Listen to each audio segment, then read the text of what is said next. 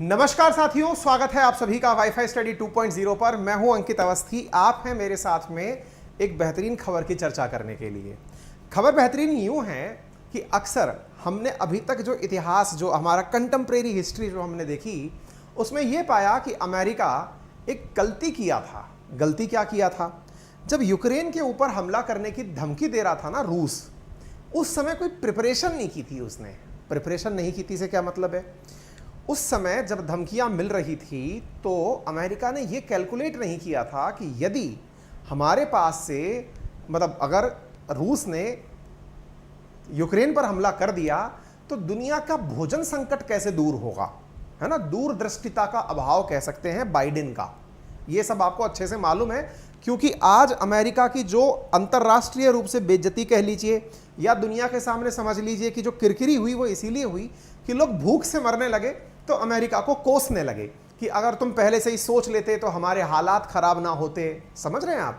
तो एक प्रकार से यह समझिए कि युद्ध के हालात को प्रिडिक्ट ना कर पाना अमेरिका की वर्तमान में जो थोड़ी बहुत साख गिरी है उसका बड़ा कारण बना था। आपको अच्छे से मालूम है कि यूरोप भी अमेरिका की जद से दूर भाग रहा है। इसके पीछे का कारण क्या था?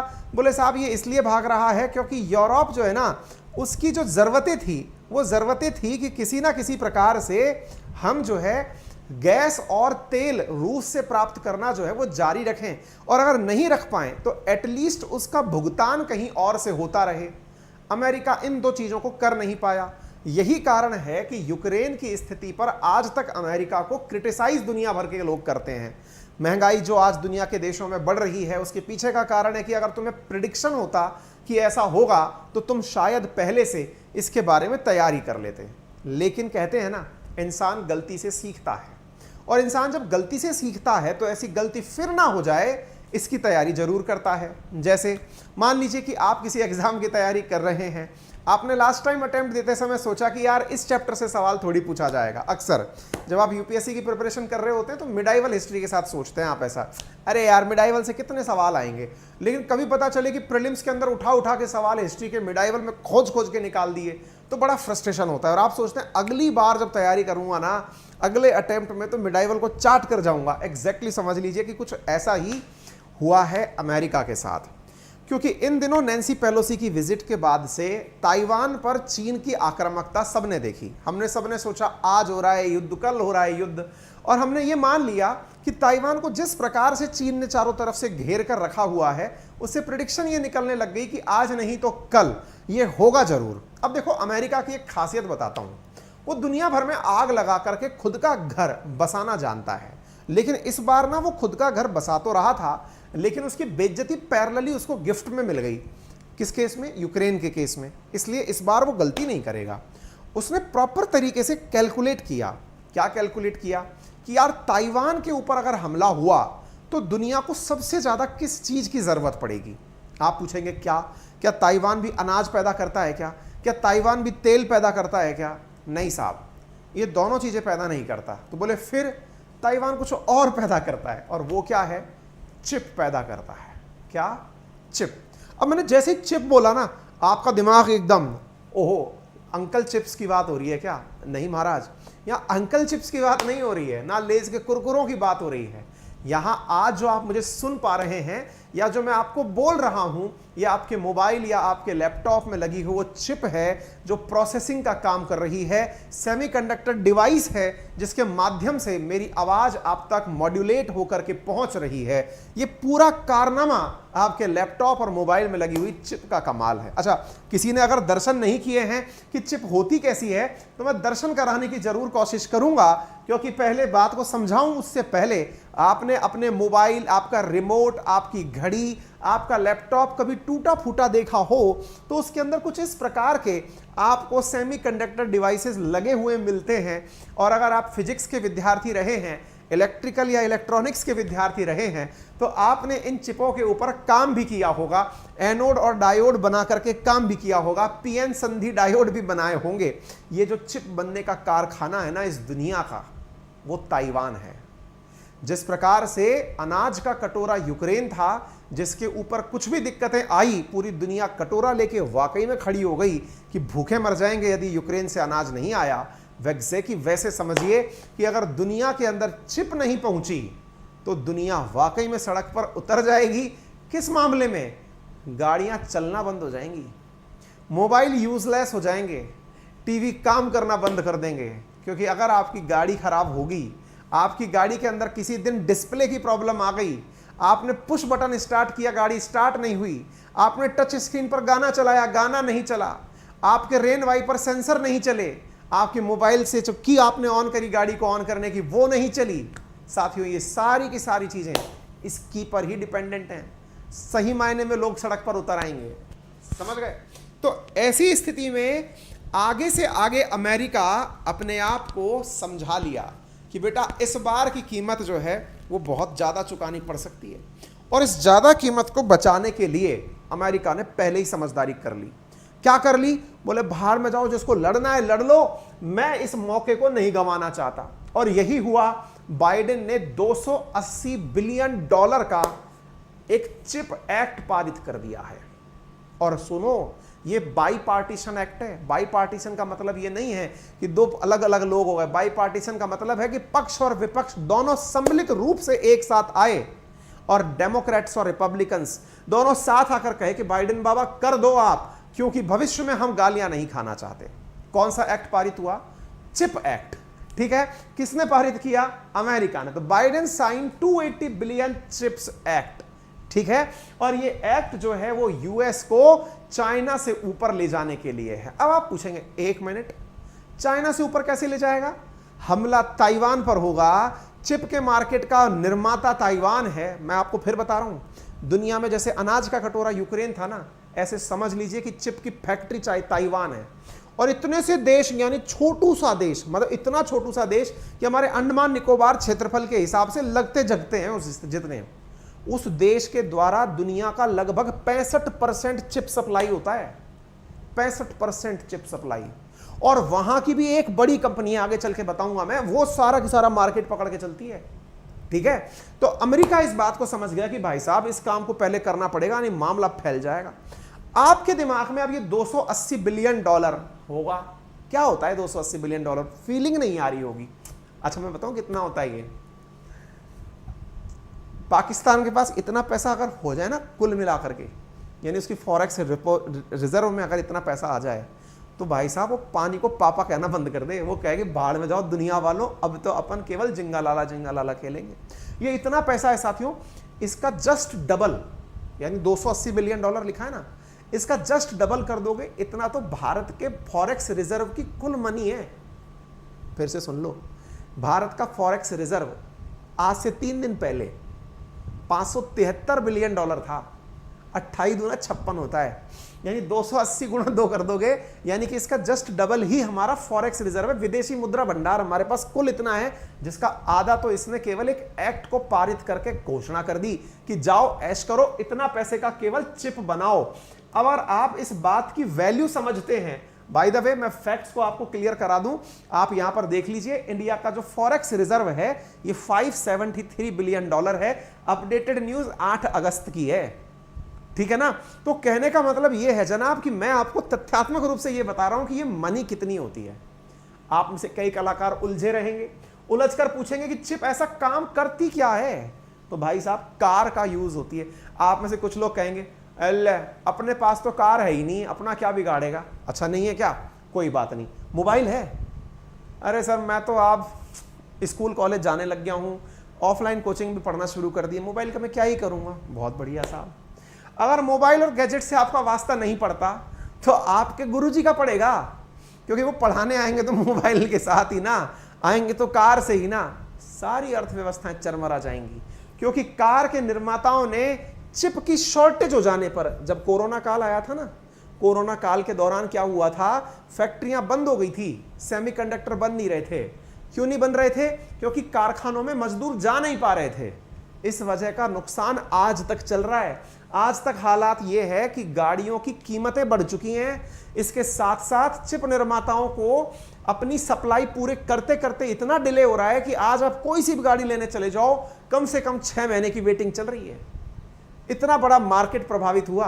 गाड़ियां अगर ऑन ही नहीं होंगी, म्यूजिक सिस्टम चलेगा ही नहीं, तो भाई साहब गाड़ी लेने का फीलिंग नहीं आएगी। आप सोचो 8 महीने पहले के तो ये हालात थे कि इंडिया में चिप की शॉर्टेज के कारण 7 लाख से ज्यादा गाड़ियों की डिलीवरी में देरी हो गई थी। मारुति के 2.5 लाख गाड़ियां लेट डिलीवर हुई थी। ये हालत है। मतलब चिप की वैल्यू समझो कि चिप होती क्या है। हल्के में मत लेना कि चिप क्या होती है सर, जरा बताइए। तो मैंने आपको चिप समझाने का प्रयास किया कि चिप क्या होती है। तो ये बाइडेन है, तालियां बजाती हुई इनके साथ सांसदें हैं जो आपस में ताली बजाकर शाबाशी दे रहे हैं कि शाबाश आपने गजब काम कर दिया, डोमेस्टिक लेवल पर सेमीकंडक्टर बनाने का फैसला कर लिया। यानी कि भूमिका आपके दिमाग में बंध चुकी है कि इतना पैसा ये इन्वेस्ट करके अमेरिका में चिप बनाएंगे। 1 मिनट फिर से दोबारा सुनिए, क्या कहा? अमेरिका में चिप बनाएंगे। आपका दिमाग एकदम फिर से अटकेगा। सर 1 मिनट, आपने थोड़ी देर पहले तो कहा था ताइवान चिप का हब है, फिर अमेरिका क्यों बनाएगा? अरे भैया, ताइवान को तो ये आग में धकेल के आ गए हैं ना कि तुम जानो और तुम्हारा काम जाने। तुमको हम असलाह बेच सकते हैं, तुम्हारी फैक्ट्रियों से कह सकते हैं कि वो यहां से निकलें और अमेरिका चले आए। और आपका दिमाग करेगा अजी भाई साहब, ये कोई कॉन्स्पिरेसी तो नहीं है, अमेरिका की चालाकी तो नहीं है कि ताइवान से उसकी बढ़िया बढ़िया कंपनियों को बुला लो अपने पास लेकर के। तो सच बताऊं, लग तो मुझे भी यही रहा है। पता है क्यों? इस 280 बिलियन डॉलर को अमेरिका खर्च नहीं करेगा। अमेरिका तो कह रहा है जिसके पास है वो आकर के हमारे यहां पर भी निर्मित कर सकता है चिपों को। अच्छा, मतलब पहले उसकी कंपनियों को टेंशन में डाल दो, फिर वहां से वो भागने लगे तो कह दो हम आपका वेलकम कर रहे हैं। आपका दिमाग फिर से तो हम कहां गए? ये रहा ताइवान, इंडिया वाले बीच में बैठे, हम कहां गए? अरे हम भी बीच में बैठे हैं, हम पहले न्योता दे चुके हैं इनको। ताइवान की सबसे बड़ी कंपनी वाले लोग इंडिया आकर विजिट भी कर चुके हैं। नैन्सी पेलोसी के आने से पहले ही इंडिया ने कहा सुनो, भारत सरकार ने 96,000 करोड़ रुपए का प्रोजेक्ट बनाया है, PLI स्कीम बनाई है, प्रोडक्शन लिंक इंसेंटिव स्कीम बनाई है। तुम आओ, पैसा खर्च करो, हमारे यहां पर चिपों का निर्माण करो, हम तैयार बैठे हैं भाई। टाटा वालों ने कहा अरे हम एग्रीमेंट करने को तैयार है। भारत सरकार ने कहा 50% इंसेंटिव दे देंगे, तुम पैदा करो, टैक्स नहीं लेंगे, तुम आ जाओ। क्योंकि सब समझ गए कि मामला कहां टिका है, कृपा कहां अटकी है। अमेरिका ने कहा अच्छा बेटा, इंडिया वालों तुम नजदीक के नजदीक फायदा उठा लोगे हैं, स्थितियां बिगाड़े हम, फायदा उठाओ तुम, ये ना होने देंगे हम। ऐसी स्थिति में अमेरिका ने पंच मार दिया। क्या मार दिया? ओ भाई साहब सुनो, मेरे पास आ जाओ तुम लोग और आकर के मेरे यहां पर इन्वेस्ट करो। तो इधर देख लीजिए, the future of microchip industry is going to be made in America. अब मैं एक इंटरेस्टिंग बात बताता हूं। अमेरिका की एक कंपनी है एप्पल, सभी जानते हैं। एप्पल वाले अपना नया फोन शायद जल्दी ही लॉन्च करने की तैयारी में है। एप्पल 13 तक तो आ चुका है, अब उसके आगे 14 भी आएगा। जितना बढ़िया एप्पल का फोन आता है उसमें उतनी बढ़िया चिप समझ लीजिए, या यूं कहिए कि प्रोसेसर लगा होता है। ये प्रोसेसरों के निर्माण में भी चिप का उपयोग होता है। दिक्कत क्या है, अगर आप अपने फोन को खोलकर देखें, अगर आप वो हैं मतलब फोन के थोड़े जानकार हैं, अंदर से तोड़फोड़ करके देखना जानते हैं, तो इनमें आजकल बहुत सी जगह पर जैसे बैटरी खोलेंगे ना आप आईफोन की, उसमें भी मेड इन ताइवान लिखा आता है। ताइवान का क्या मतलब क्या है फिर से मैं आपको बता दूं, जो लोग बिल्कुल जानकारी नहीं रखते गूगल कर लेना, जानकारी पूरी मिल जाएगी। चीन और ताइवान की लड़ाई क्या है, हर बार उसे बताने की जरूरत नहीं है। अब मैं ये मानता हूं कि आपको पता है कि लड़ाई क्या है। फिलहाल तो यूं समझिए, चाइना चाहता है कि दुनिया वाले ताइवान को उसका हिस्सा माने, अर्थात यूं समझे कि दोनों ही देशों को एक माने, Republic of China, People's Republic of China, इन दोनों को एक ही माना जाए, अर्थात दुनिया वन चाइना पॉलिसी माने। वन चाइना पॉलिसी का मतलब यह है कि एप्पल की किसी भी डिवाइस पर मेड इन ताइवान लिखा हुआ नहीं आना चाहिए। यह कौन चाहता है? चाइना चाहता है। क्या लिखा आना चाहिए? मेड इन चाइना, भले ही बन के ताइवान में आई हो। अर्थात दुनिया वन चाइना पॉलिसी माने, अर्थात ताइवान में निर्मित सामान पर मेड इन चाइना लिखा जाना चाहिए। एप्पल समझदार प्राणी है, वो शुरुआत में तो मेड इन ताइवान करता चला गया। क्यों? क्योंकि अमेरिकन कंपनी है एप्पल, अमेरिका की बातें माननी पड़ेंगी, क्योंकि दुनिया में अमेरिका खुद वन चाइना पॉलिसी मानता है, लेकिन दुनिया वालों से कहता है कि ताइवान को हम अलग से भी इज्जत देते हैं। अब ये कैसी इज्जत है ये पता नहीं चलती। ये बिल्कुल वैसी इज्जत है कि घर के मेंबर आपस में झगड़ रहे हो, अमेरिका किसी एक का पक्ष लेके बैठ जाए कि ना भाई मैं तेरे साथ हूं। मैं इनको घर का सदस्य इसलिए कहता हूं क्योंकि ताइवान में भी जो लोग गए हैं वो सब चीन से निकल के ताइवान पर बसे हुए हैं। हालांकि इसमें भी इंडिया का स्टैंड वन चाइना पॉलिसी है, अर्थात इंडिया भी कभी को ताइवान को सेपरेट नहीं मानती, ये चाइनीज ताइपे मानती है, यानी चाइना का ताइवान। ठीक है, खैर इस बात को कभी और डिटेल में चर्चा करेंगे। फिलहाल के लिए अमेरिका मेड इन ताइवान के स्थान पर मेड इन चाइना की तैयारी करने के लिए तैयार नहीं है। ऐसी स्थिति में उन कंपनियों को उठाकर अमेरिका में बुला लिया जाए, इसके लिए एक बजट लॉन्च कर दिया गया है। एप्पल ने कहा सुनो, सेमीकंडक्टर ऐसी चीज नहीं है कि कमरे में आए और बलून फुलाए और वाह हैप्पी बर्थडे हो गया। तो बोले फिर, बोले इसमें समय लगता है। एप्पल ने अपने कंपनियों से कहा जो उसको सप्लाई करती हैं सेमीकंडक्टर, बोले भैया जब तक हमारा काम खुद का शुरू ना हो जाए तुम मेड इन ताइवान लिखना बंद करो, मेड इन चाइना लिखना शुरू करो, ताकि मेरा नया प्रोडक्ट रिलीज हो सके। तो अगर अब आपके सामने एप्पल 14 आएगा ना, आईफोन 14 आएगा, तो उस पर मेड इन चाइना लिखा आएगा, मेड इन ताइवान लिखा नहीं आएगा, क्योंकि एप्पल डरा हुआ है। एनीवे, फिलहाल के लिए आप ये सब चीजें देख सकते हैं। अमेरिका ने बजट को अलग अलग प्रकार से खर्च किया है।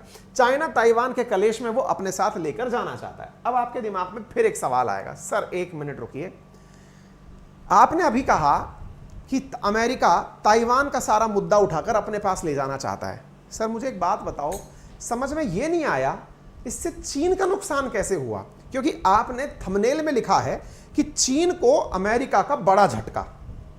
चीन को झटका कैसे हुआ गुरुजी, ये समझाओ। अब बताते हैं।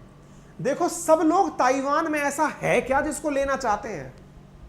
अरे भाई आज एक बात समझाओ, रूस यूक्रेन में क्या चाहता था? अनाज का कटोरा चाहता था, एक ऐसा पोर्ट चाहता था जिसको वो हमेशा यूज कर सके। सवाल ऐसे ही बनता है, ताइवान में ऐसा क्या है जो चीन चाहता है? अरे सेमीकंडक्टर की नब्ज पकड़ना चाहता था। नब्ज क्या है? उसके यहां पर दुनिया का 65% सेमीकंडक्टर बनता है। तो चाइना जिसको चाहता था उसे लेके कोई और भाग जाएगा, कलेश तो होगा ना गुरु। ये तो संयोगिता का स्वयंवर हो गया, समझ गए? ऐसी स्थिति में ताइवान के अंदर जो कंपनी है ना जो इसका निर्माण करती है, उसका नाम है TSMC, ताइवान सेमीकंडक्टर। आगे कुछ लगा लेना, कुछ है, मैं फुल फॉर्म में खुद ही भूल गया। हाँ, ताइवान सेमीकंडक्टर मैन्युफैक्चरिंग कंपनी। यही है ताइवान की वो कंपनी जो मेजॉरिटी ऑफ चीजें प्रोड्यूस करती है। तो ताइवान के चिप मेकिंग जाइंट जो TSMC है, उसको सीरियस कंसीक्वेंसेस भुगतने पड़ेंगे यदि चाइना ने इन्वेड कर दिया ताइपे को। यानी अगर आक्रमण हुआ तो आप यूं समझिए साहब, सब लोग TSMC नामक जो कंपनी है ना, इसको हथियाना चाहते हैं। उधर अमेरिका प्रलोभन दे रहा है कि मैंने बिल्कुल सेज सजा दी है, आप तो आइए विश्राम करिए। इधर चाइना कह रहा है कि जाना नहीं है, मैं तेरे ऊपर ही कब्जा करने आ रहा हूं। इंडिया कह रहा है सुनो, जाते हुए थोड़ा इधर भी झांक लेना यार, हम भी यहीं रहते हैं। कुछ उस प्रकार की स्थिति यहां पर आपको देखने को मिल रही है। एप्पल की गणित मैंने 7 अगस्त की आपको बता दी, जिसमें एप्पल ने सप्लायर से कहा है कि आप मेड इन चाइना लिखना शुरू कर दो भैया, ये ताइवान वाइवान हमसे नहीं झिलेगा। फिलहाल के लिए यूएस की हाउस स्पीकर जो थी नैन्सी पेलोसी, ये जब ताइवान आई थी ना, मजेदार बात बताऊं मैं आपको, अपन तो सब लोग क्या सोच रहे थे, अपन सब लोग तो सट्टा लगा के बैठे हुए थे, भाई साहब वो आएगी और चाइना उसको हवा में उड़ाएगा, आग का गोला बन जाएगा। अपने सबके दिमाग में फिल्में चल रही थी। आपको पता है ये अमेरिकन लोग इतने बड़े व्यापारी हैं, ये भाई साहब आए भी ना इस टेंशन में भी, तब भी Nancy Pelosi TSMC Taiwan semiconductor जो मल्टीनेशनल कंपनी है ना, इसके साथ मीटिंग करके गई है। इधर देखो आप, मैं आपको न्यूज दिखाता हूं। ये पेलोसी आई, पेलोसी आकर के meet semiconductor giant TSMC chief Mark Liu. आप सोचेंगे सर हमने तो कभी इसका नाम ही नहीं सुना, अचानक कहां से निकल के आ गया? आपने तो बहुत सी चीजों का नाम नहीं सुना है जनाब, आप सुनते हैं वही थोड़ी होता है रियल में। आपको बहुत सी ऐसी कंपनियों का नाम नहीं पता है जो इंडिया के अंदर महारत्न कंपनियों के रूप में दर्जा प्राप्त हैं, समझ गए? दुनिया में बहुत सी कंपनियां हैं, केवल आप यूज करते हैं वही दुनिया नहीं है, उसके अलावा भी दुनिया है। ऐसी स्थिति में पेलोसी जब आई थी, सोचो पूरी दुनिया तो किस पर जमा करके बैठी है, देखते क्या होता है, देखते हैं क्या होता है। ये महारानी आई हैं और TSMC के मालिक से बात करके गई हैं, सुनो हमने एकदम आग लगा दी है तुम्हारे देश में, कहो तो चले, आओ हमने बिल्कुल मामला सेट कर दिया है, अभी जा रहे हैं वहां जाकर के बाइडेन से साइन करवाएंगे, बैठ के साइन करो ताकि TSMC यहां आ सके। समझ रहे हो?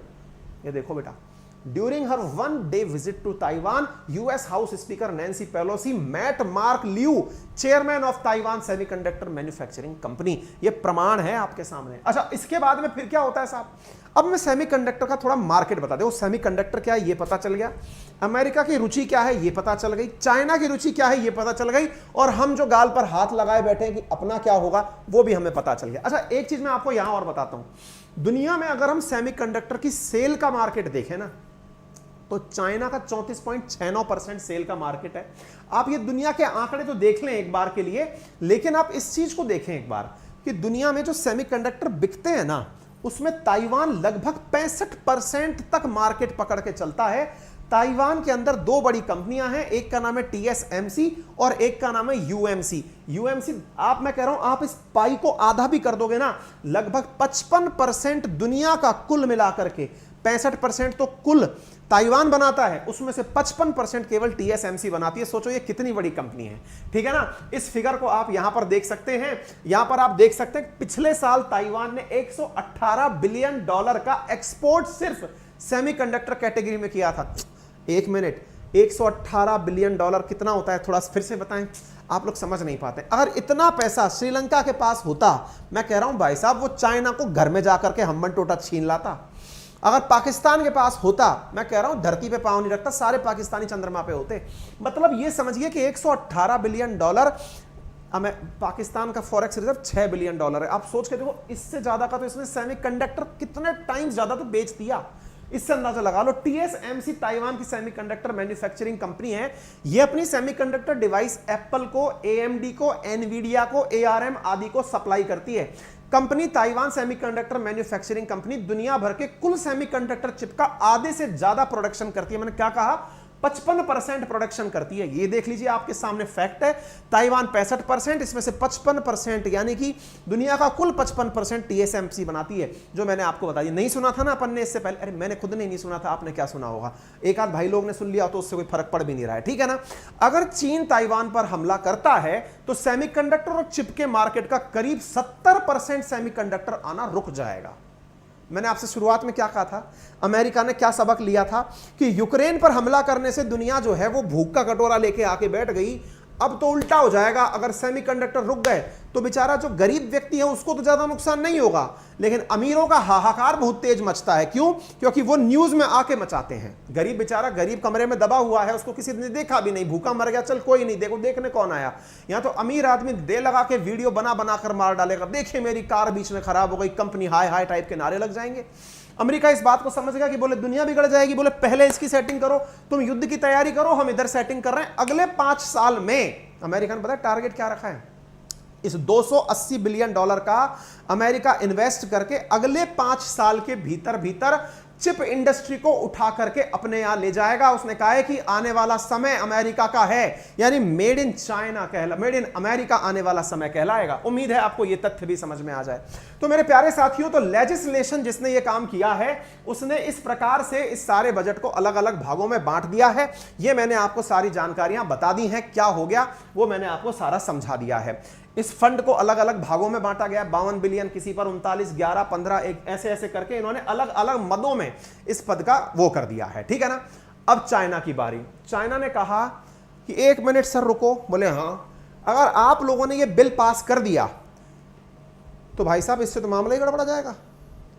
चाइना ने कहा कि भाई साहब हम तो युद्ध करके ताइवान पहुंचेंगे, तब तक ये बंदा कंपनी को ही लेकर अगर भाग गया तो हम ताइवान का क्या अचार डालेंगे? आप समझो, जिस चीज की लड़ाई हो रही है वहां कोई मिला ही नहीं तो क्या करेगा चाइना? फिर क्या करे? तो चाइना ने कहा अमेरिका का जो ये चिप एक्ट है ना, ये chip act semiconductor supply chain को डिस्टॉर्ट कर देगा, ग्लोबल चीजों को बदल देगा। सबने पूछा चाइना वालों से, क्यों भाई, कैसी लगी बात? तुम बेटा लैंड के पीछे भाग रहे थे, हम तुम्हारे उस उद्देश्य के पीछे भाग रहे थे। तुमको लगता था जमीन को तुम हड़प लोगे, हम उस जमीन की आत्मा को हड़प लेंगे। लूटने अपन दोनों ही आए थे, लेकिन हम अमेरिका वाले हैं, पूरी दुनिया लूटे हैं, पागल इंसान। फिर साहब चीन ने कहा कि ऐसी स्थिति में सोचो 70% चिप हम बनाएंगे, तुम भी बेटा 70% बनाओगे, क्या दुनिया आलू चिप्स की जगह सेमीकंडक्टर चिप्स खाएगी क्या? चाइना ने इस तरह से कहा कि भाई साहब आप हमारी सेमीकंडक्टर सप्लाई चेन को ही बिगाड़ दोगे, तुम भी बनाओगे हम भी बनाएंगे, प्रोडक्शन बिगड़ जाएगा, डब्ल्यूटीओ का उल्लंघन हो जाएगा। ऐसे थोड़ी कोई करता है। रो बेटा, तुमने कोई यहां पर कॉपीराइट थोड़ी ले रखा है, जैसी करनी वैसी भरनी। तो ऐसी स्थिति में भारत का क्या होगा? भारत के लिए ये एक अपॉर्चुनिटी है। अपॉर्चुनिटी किस बात में है कि भाई साहब इंडिया के लिए बेस्ट पोर्शन है अगर ये चिप इंडिया वाले बनाने लग जाएं। मार्केट है, देख लो, जब दो बिल्लियां लड़ रही होती है ना तो बंदर रोटी खा जाता है। मुझे लगता है कि इंडिया को बंदर की भूमिका में यहां आना चाहिए। अच्छा, आ गए हैं वैसे हम भी। हम लोगों ने क्या कहा है कि हम इस पूरे गेम को अपने साथ लेने के लिए तैयार हैं। इंडिया इस गेम को पहले ही समझ गया। इंडिया कोरोना काल में ही समझ गया था कि बेटा तुम लोगों की इस डिले डलाई में, क्योंकि कोरोना पहले दुनिया को भेजा तुमने, भेजने के बाद में, अच्छा आज भी ये दोनों कोरोना कोरोना खेल रहे हैं। अमेरिका कहता है चाइना वालों ने कोरोना भेजा, चाइना कहता है अमेरिका वालों ने कोरोना भेजा, यहां दुनिया बर्बाद हो गई। ऐसी स्थिति में इंडिया इस गेम को बलिया से समझ गई। इंडिया वालों ने कहा सुनो, मैं शुरुआत में 96,000 करोड़ बोला था, तथ्यात्मक त्रुटि के लिए क्षमा प्रार्थी हूं। 76,000 करोड़ का इंडिया ने अपने द्वारा प्रोडक्शन लिंक इंसेंटिव स्कीम जारी कर दिया। कब जारी कर दिया? जिस समय इंडिया सेमीकंडक्टर की क्राइसिस से गुजर रहा था। यह घटना कब की है? 15 दिसंबर 2021 की।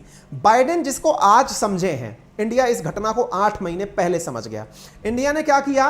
इंडिया ने प्रोडक्शन लिंक इंसेंटिव स्कीम जारी करते हुए कहा कि भाई सेमीकंडक्टर बनाने वाले इंडिया आ जाओ, हम जमीन भी देंगे, कच्चा माल भी देंगे, यहां की कंपनी भी देंगे, और जब तुम एक्सपोर्ट करोगे ना तो टैक्स में रिलीफ भी करेंगे। यानी तुम बनाओ ही मत, तुम यहां से बनाकर बेचो भी।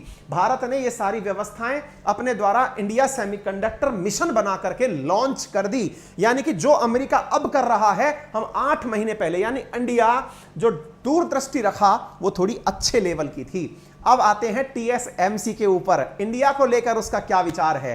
तो इंडिया की जो गवर्नमेंट है वो टीएसएमसी को बुला रही है कि आप आइए और इंडिया में, ये देखिए 26 अप्रैल 2022 की, फिर से मैं बोल रहा हूं, बाइडेन जो आज सोच रहे हैं, हम 26 अप्रैल को टीएसएमसी को बोल चुके हैं कि इंडिया आ जाओ, घर की बात है भाई, पड़ोस की पड़ोस में आकर बना लो, हम तुमको सारी सुविधाएं देने को तैयार हैं। आपको जान के और खुशी होगी, नैन्सी पेलोसी की विजिट तो बाद में हुई है, ताइवान के सेमीकंडक्टर मेकर्स इंडिया आकर जा भी चुके हैं। वो इसलिए कि हम इंडिया के साथ कॉपरेशन चाहते हैं। ताइवान ने ये कहा कि हम अपने साथ में ये सारी पॉसिबिलिटी तलाशेंगे, इंडिया को देखेंगे कि इंडिया के साथ हमारी क्या पॉसिबिलिटीज हैं जिसको लेकर हम आगे बढ़ सकते हैं। तो China manufacturer will also be able to gain first hand knowledge of possible sites for setting up units in India and local conditions. India ने कहा है कि आप आइए, अपनी पसंद की जगह तलाश कर लीजिए, मैन्युफैक्चरिंग यूनिट बनाइए, सेमीकंडक्टर के लिए जो पानी चाहिए वो ले लीजिए, अच्छी क्वालिटी की बिजली हमसे ले लीजिए।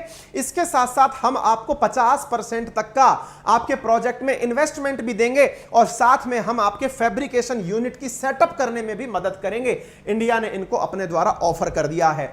इंडिया ने कहा कि देखो, आप लोग जब सेमीकंडक्टर बनाते हो तो उसमें नेफ्था लगता है, मिनरल रखता है, रिफाइंड कॉपर कैथोड लगता है, ये सारा मटेरियल रखता है। अरे हम भेजते हैं इस कच्चे सामान को आपको, ये हम यहीं पर उपलब्ध करा देंगे, तो क्यों परेशान हो रहे हो? इंडिया ने ताइवान को कहा कि अपन दोनों अच्छे मित्र हैं, तुम हमारे 16वें लार्जेस्ट ट्रेडिंग पार्टनर हो, आओ कुछ काम अपने यहीं बैठकर करते हैं। तो मेरे प्यारे साथियों, इस प्रकार से भारत ने बढ़िया से इसके साथ डीलिंग करी।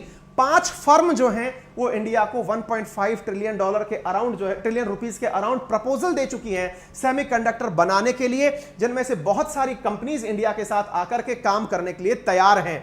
टाटा मोटर्स ने फिलहाल जापान की रेनेसास नामक कंपनी के साथ में चर्चा कर ली है। जून 30 की जानकारी है कि हम मिलकर के एक साथ चिप का निर्माण करेंगे। तो यूं समझ लीजिए कि साहब, ये जो चिप और चिपा का काम है ये बहुत बेहतरीन तरीके से चलने वाला है। उम्मीद है आप सभी प्यारे साथियों को यह सेशन बेहतरीन तरीके से समझ में आया होगा।